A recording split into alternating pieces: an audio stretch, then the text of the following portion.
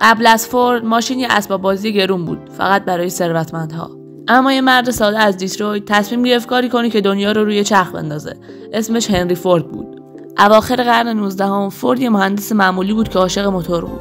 تو گاراژ خونه‌اش شب‌ها تا صبح کار میکرد تا اولین ماشینش رو بسازه. یه چیزی که خودش بهش میگفت کوادراسایکل، چهارچرخه‌ای با موتور بنزینی و فرمون سیمی.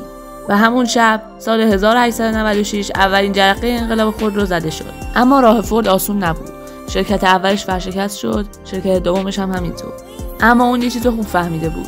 برای موفقیت باید ماشینی بسازه که همه بتونن بخرن، نه فقط ثروتمندها. اون زمان ماشینا مثل جواهرات بودن. دستی ساخته می‌شدن، تولیدشون هفته‌ها طول می‌کشید. و بعد فورد ایده داد که دنیا رو عوض کرد. خط تولید متحرک. هر کارگر فقط یه بخشی از ماشین رو می‌ساخت و ماشین از یه ایستگاه به ایستگاه بعدی میرفت. یه فکر ساده ولی انقلابی. نتیجه زمان ساخت هر خودرو از 12 ساعت رسید به فقط 90 دقیقه و قیمت‌ها نصف شد. در سال 1908 فورد مدل تی رو معرفی کرد. ماشینی ساده، مقاوم و قابل تعمیر. مردم عاشقش شدن.